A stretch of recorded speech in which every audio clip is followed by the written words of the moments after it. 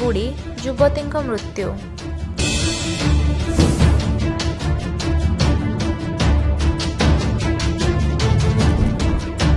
ଏମିତି ଏକ ଦୁଃଖଦ ଘଟଣା ଦେଖିବାକୁ ମିଳିଛି ଯାଜପୁର ଜିଲ୍ଲା ବିଞ୍ଝାରପୁର ବ୍ଲକ ଅନ୍ତର୍ଗତ ବିତନା ଗ୍ରାମ ପଞ୍ଚାୟତରେ।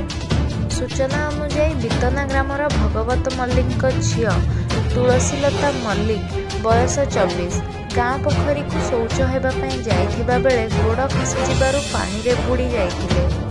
ଘଟଣାଟି ପାଖାପାଖି 4ଟାରୁ 4:30ରେ ଘଟିଥିଲା। ବିଞ୍ଝାରପୁର ଦମକଳ ବାହିନୀ ଯୁବତୀଙ୍କୁ ଉଦ୍ଧାର କରି ବିଞ୍ଝାରପୁର ମେଡିକାଲକୁ ପଠାଇଥିଲେ, କିନ୍ତୁ ଡାକ୍ତର ତାଙ୍କୁ ମୃତ ଘୋଷଣା କରିଛନ୍ତି।